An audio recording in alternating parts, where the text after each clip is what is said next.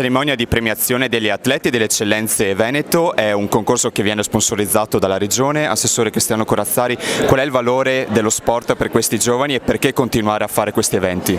E questo è un evento che vuole promuovere la Carta Etica dello Sport, voluta dalla nostra legge dello sport, che promuove i valori profondi dello sport, che sono valori educativi, etici, che servono nello sport ma soprattutto nella vita dei nostri ragazzi.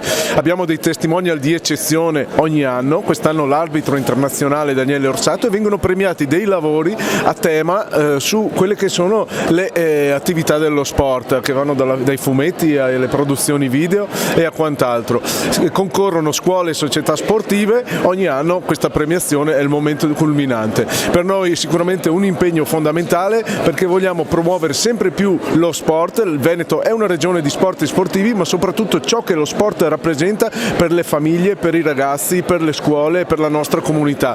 Lo sport è vita, lo sport è fare relazione, amicizia e sano agonismo e inclusione. Tutte queste cose ci rendono più forti. Daniele Orsato, oggi la cerimonia di premiazione degli atleti del Veneto, una regione che continua a sfornare atleti sportivi anche nell'ambito non solo degli sport come il calcio, degli arbitri, ma soprattutto anche di un mondo sempre più vasto che attira questi giovani. Un commento anche rivolto proprio a loro.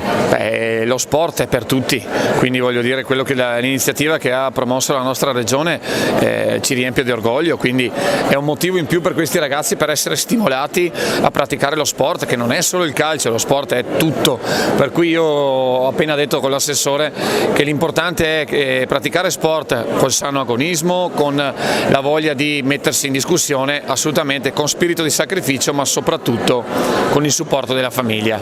Le famiglie devono tornare ad essere il fulcro della vita di questi ragazzi.